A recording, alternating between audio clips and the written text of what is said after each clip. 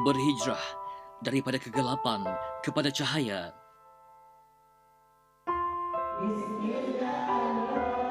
beramal daripada sedikit kepada istiqamah,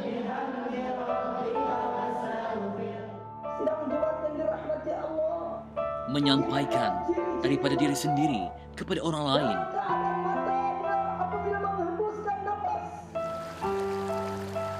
Di sini, tiang ilmu meniti syurga buat Ustaz Muhammad Farhan Abdullah.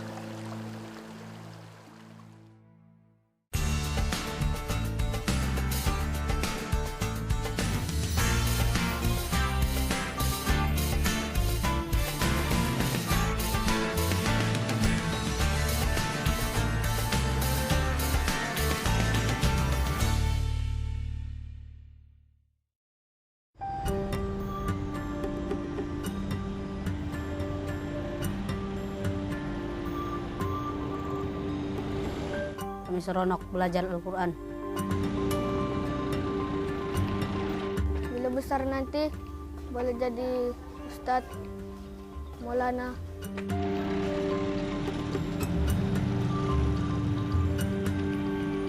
Dulu itu pertama saya tidak mau suka sini. Lama-lama gitu lepas 2 bulan, 1 bulan sini saja.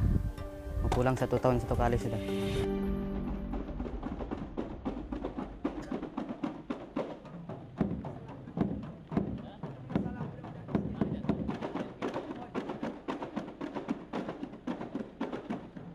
Madrasah ini, pusat pengajian tahfiz Al-Quran Bestari, dibangunkan di atas sebidang tanah seluas 1 ekar di Ceruk Kampung Pirasan, Kota Belud, Sabah.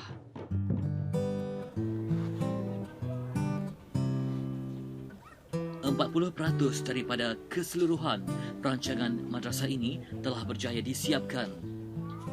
Cita-cita untuk mendirikan mahligai ilmu ini sudah lama bermula.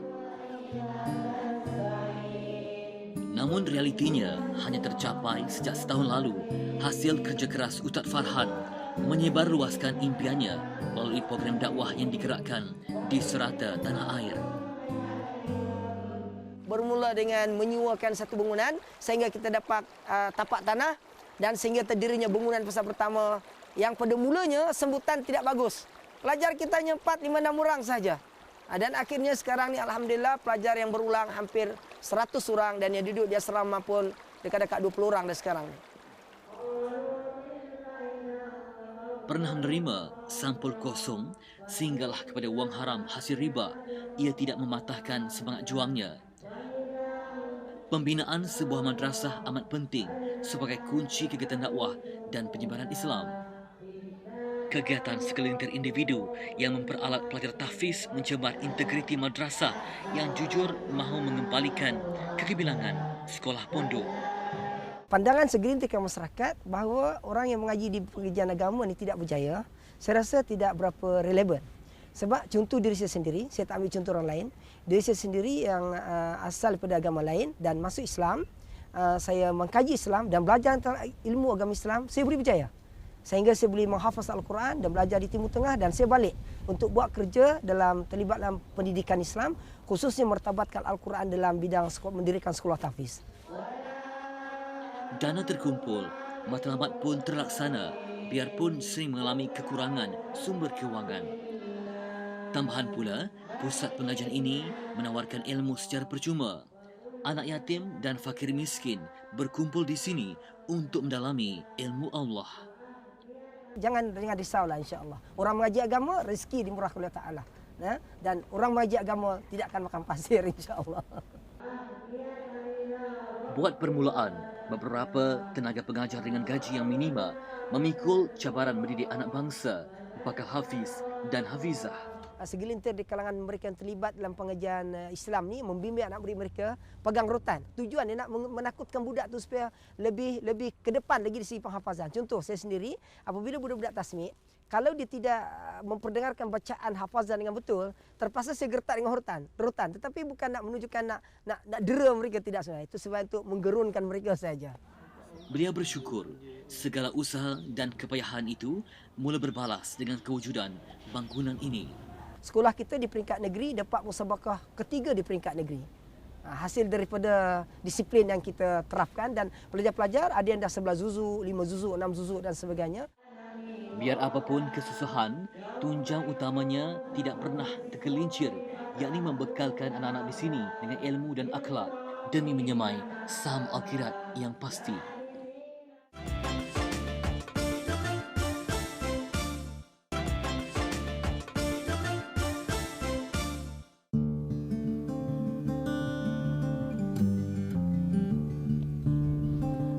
Negeri Sabah sememangnya terkenal dengan kehijauan alam semula jadi.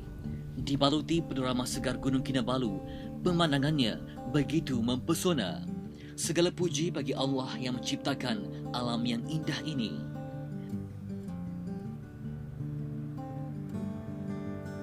Kru madrasah bersama Ustaz Farhan meneruskan gembar dakwah ke kampung Kebidahan, pedalaman Kota Belud. Walau jauh perjalanan, alam yang indah membuatkan keletihan tidak terasa.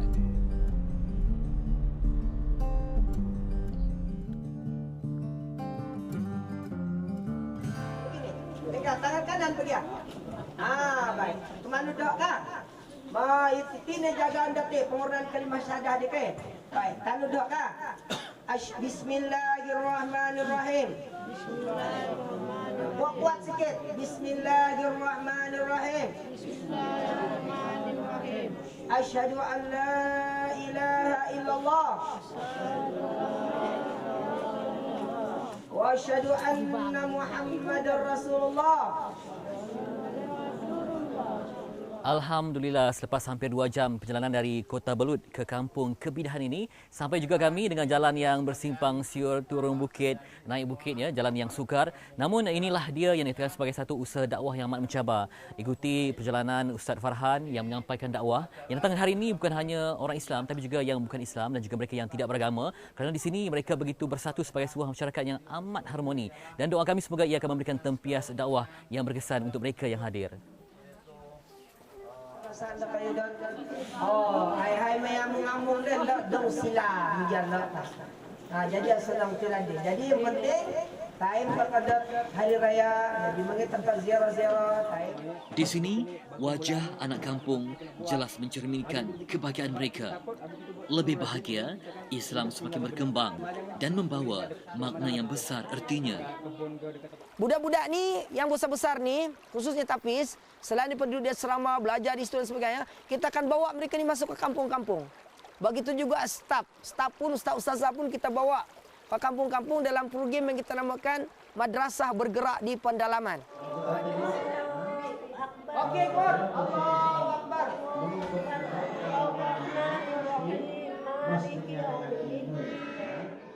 Dari sebuah kampung pedalaman tanpa seruan azan, ia sudah memiliki surau dan pusat ilmu untuk masyarakat setempat.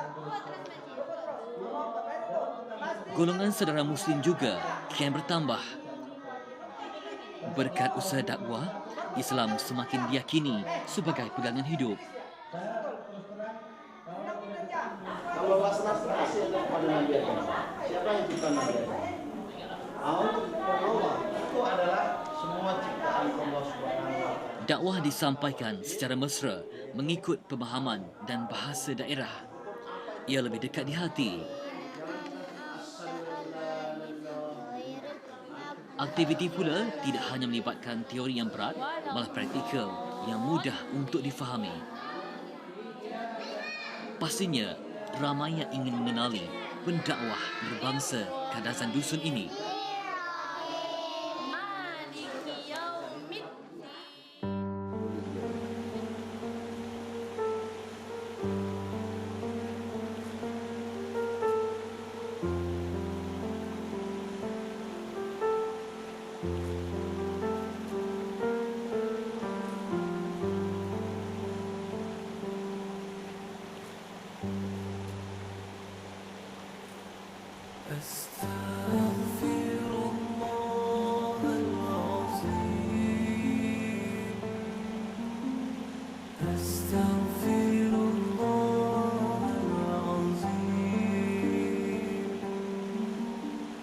Terdetiknya hati memeluk agama Islam bila saya belajar tentang perbandingan agama.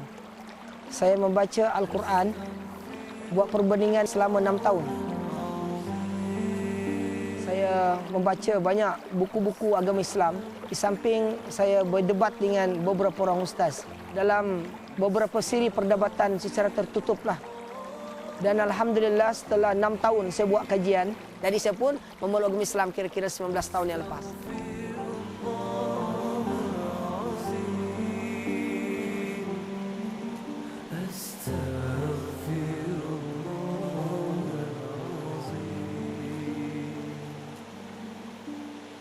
Sebab saya memeluk agama Islam ni saya melalui mimpi. Setelah 6 tahun saya bermimpi sebanyak 3 kali berulang. Saya bermimpi berada di padang pasir. Kemudian saya dikelilingi oleh 3 orang pakai jubah.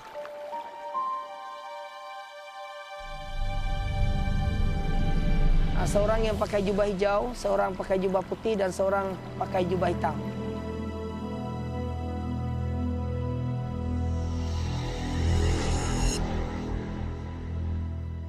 Yang seorang pakai jubah putih ni, dia membuat bendera kalimah syahadah.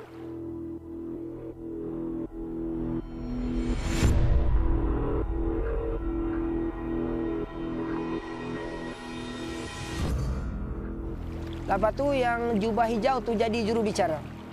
Ketika itu saya dikelilingi dan yang jubah hijau tu berkata, ini adalah penentuan bagi kamu, sama ada kamu kekal dalam agama kamu ataupun kamu dipilih untuk memeluk agama Islam.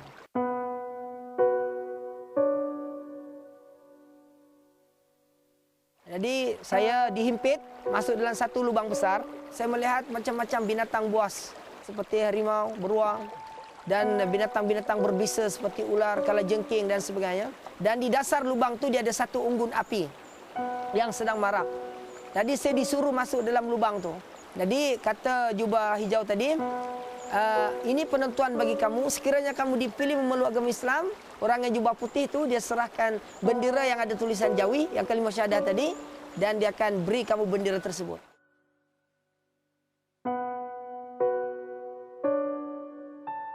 Jadi apabila saya hampir dekat dengan lubang tu, saya takut. Lalu ada satu alur cahaya yang menyinari lubang tersebut. Lalu dia bersuara, dia kata, kamu ikut apa yang saya baca. Bismillahirrahmanirrahim. Alhamdulillahi Rabbil Alamin. Ar-Rahmanir-Rahim. Maliki Yawmiddin. Iyyaka na'budu wa iyyaka nasta'in. Sampai kepada ayat ihdinas siratal mustaqim, siratal ladzina an'amta 'alaihim. Saya menghabiskan bacaan, tiba-tiba lubang tu tertutup.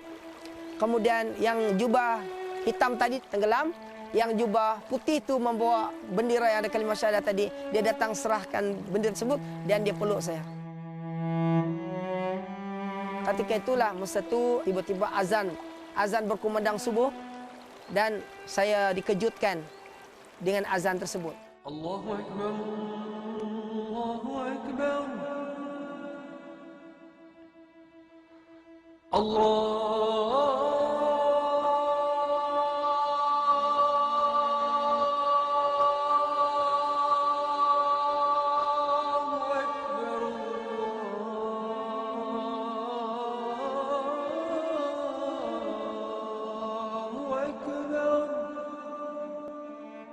أشهد أن لا إله إلا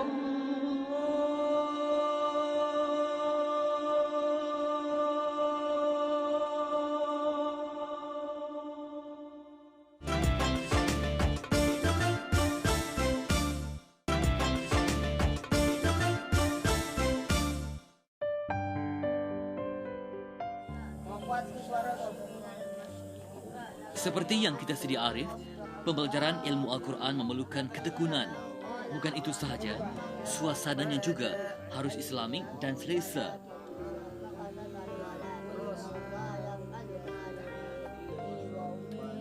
Jangan baca laju sangat. Ramai yang beranggapan madrasah untuk tahfiz harus kelihatan usang, daif atau uzur. Pendapat ini salah sama sekali, malah bercanggah dengan konsep zuhud.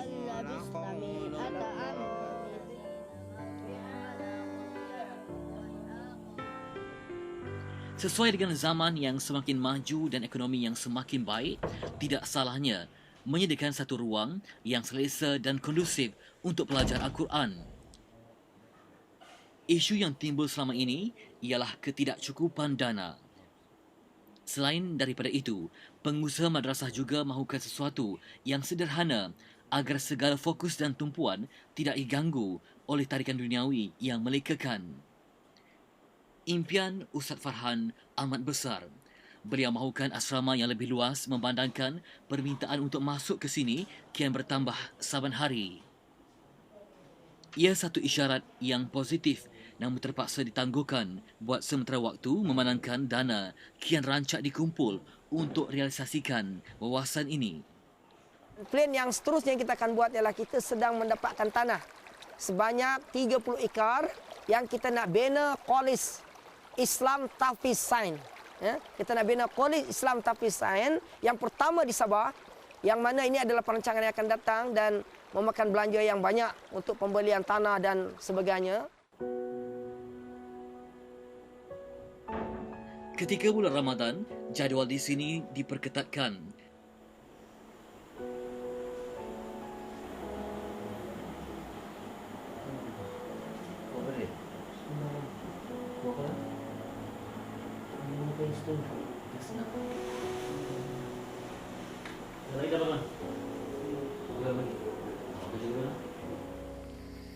Segalanya dilakukan untuk mencipta ketahanan dan semangat juang mujahadah yang tinggi. Baik, antara pukul 3 hingga 4 pagi menjadi tradisi untuk anak madrasah bangun dan juga untuk berqiyamul lail ya. Jadi baca Quran, solat sunat dan juga segala pengisian jiwa dilakukan di kawasan masjid.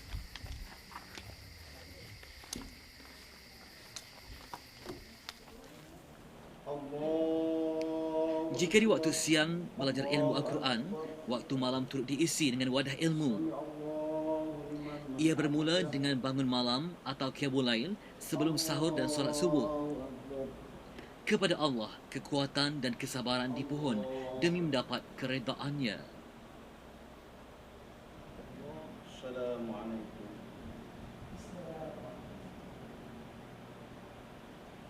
Tadarus dan berzikir menghiasi di hari siang sebelum tiba waktu berbuka puasa.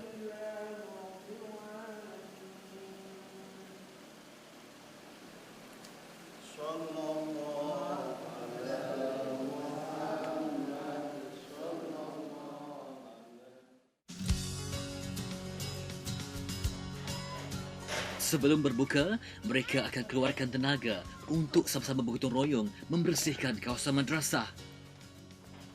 Biar sedikit, namun menjadi satu komitmen yang besar untuk mereka menjaga pondok ilmu tercinta. Sebenarnya banyak lagi kerja-kerja yang perlu